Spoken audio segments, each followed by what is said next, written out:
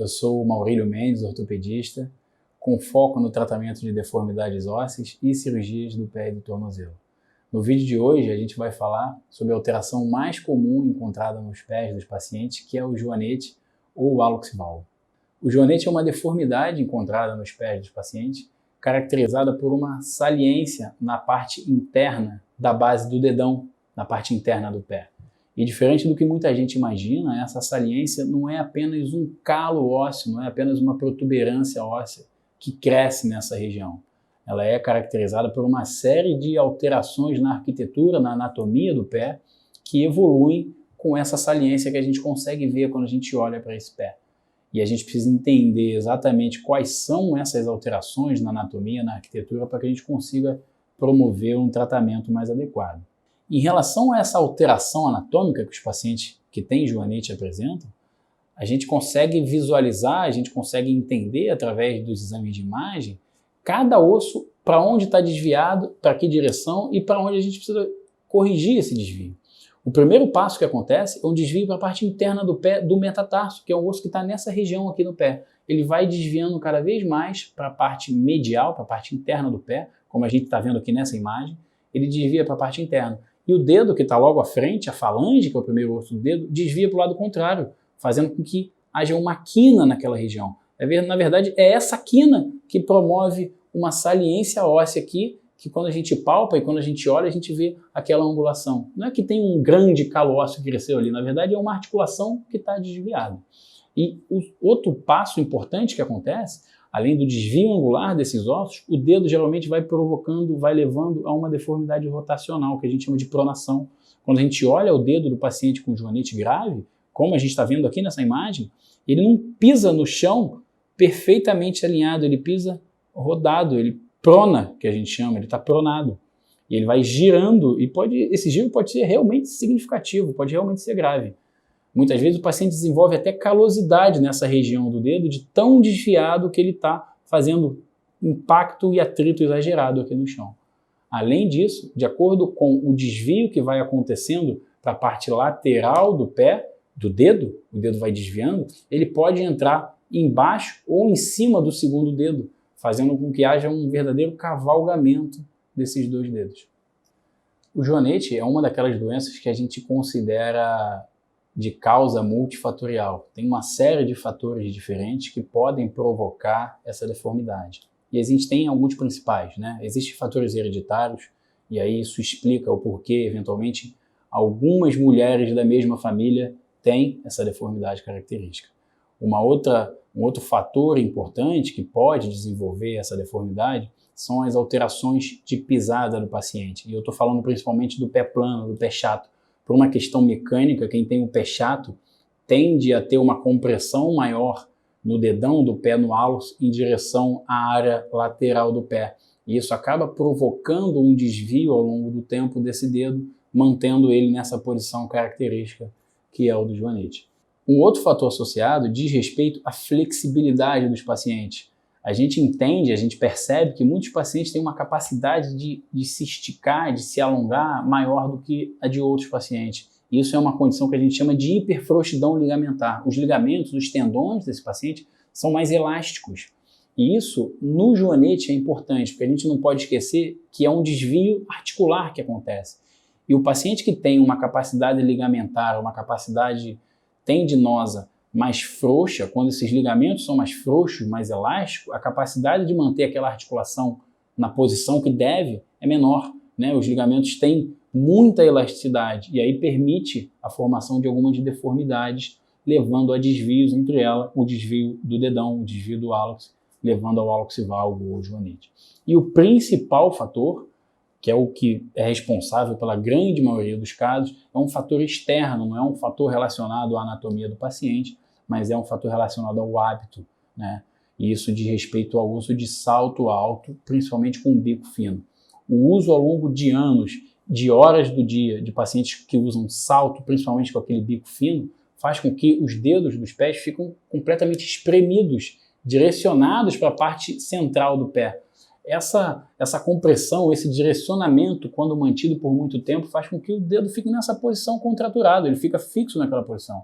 Qualquer articulação que a gente deixa em algum posicionamento mantido por muito tempo, ela fica fixa naquela posição. Isso acontece no dedão, acontece no hálux. Então, o sapato que deixa o pé muito estreitado lá na frente, a gente chama de sapato com câmara anterior muito estreita, é o sapato de bico fino, ele comprime o pé todo para a sua região central. E aí quando a gente acrescenta um salto alto que vai bombeando o pé para aquele funil, vai espremendo o pé contra aquele funil, a gente mantém o pé por horas e anos ao longo da vida das mulheres nessa posição. E isso é o principal fator para o desenvolvimento do joanete. A principal queixa do paciente, quando chega para nós no consultório, muitas vezes é de dor nessa região, e a dor tende a ser maior quanto maior é a deformidade, apesar disso não ser uma regra. Existem pacientes com deformidades leves e com dores intensas, enquanto alguns pacientes com deformidades graves com dores não tão intensas assim. Mas, de uma forma geral, quanto maior a deformidade, maior a dor que o paciente apresenta. E uma outra queixa muito frequente, principalmente porque isso acontece majoritariamente nas mulheres, é uma queixa estética. Muitas mulheres têm realmente vergonha das deformidades que elas apresentam aos pés e nos procuram porque desejam corrigir esse problema estético. E uma pergunta regular também que nos fazem é se essa deformidade e essa dor tende a progredir. E mais uma vez, isso não é uma regra, não são todos os casos que são progressivos, tanto do ponto de vista de deformidade quanto de dor, mas é uma tendência. A grande maioria dos casos, com o passar do tempo, o dedo vai gradualmente deformando mais e a dor vai gradualmente se intensificando. O que o paciente pode fazer para diminuir a chance disso acontecer, ele não garante que isso vai acontecer, mas diminuir a chance, é justamente tentar eliminar aquele fator que é o principal deles. E eliminar o único fator que o paciente consegue eliminar, na verdade, que diz respeito ao hábito do uso de saltos elevados com bico fino. Se ele deseja, pelo menos, lentificar esse processo, se ele deseja diminuir o sintoma, a eliminação, ou pelo menos a diminuição do hábito de salto alto com bico fino pode ser uma arma aí no combate a essa deformidade. Existem muitas ofertas na internet e em lojas físicas de órteses que prometem correção da deformidade do joanete. E a literatura já é muito bem estabelecida, é muito clara em relação a isso. Não existe possibilidade de correção nem com órteses, nem com exercícios, nem com separadores de dedo. O dedo não vai voltar para a posição original através desses dispositivos. Ele pode até sim, durante o uso daquele dispositivo, ficar numa posição mais próxima do normal, mas após a remoção do dispositivo, imediatamente a deformidade se restabelece. Então, a única maneira da gente conseguir corrigir essa deformidade, a única maneira da gente alinhar o dedo e diminuir o desconforto que o paciente tem, infelizmente, é através de cirurgia, é através de procedimento cirúrgico. Que quando a gente fala infelizmente é porque ninguém acorda de manhã pensando que, ai, que bom, hoje eu vou fazer uma cirurgia, mas é uma cirurgia que é eficaz, é uma cirurgia que resolve esse problema, é uma cirurgia que tem ficado cada vez mais segura com a evolução das técnicas que a gente tem alcançado. O tratamento cirúrgico, então, vai estar indicado principalmente nos pacientes que têm uma queixa de dor significativa, porque, de uma forma geral, essa dor tende a ir progredindo até o ponto que incapacita a utilização de calçados comuns, muitas vezes incapacita o paciente andar, deambular por médias distâncias e vai gradualmente limitando o dia a dia do paciente. Nesses casos, é muito bem estabelecido que a cirurgia é capaz de devolver uma qualidade de vida e restabelecer as atividades prévias desse paciente.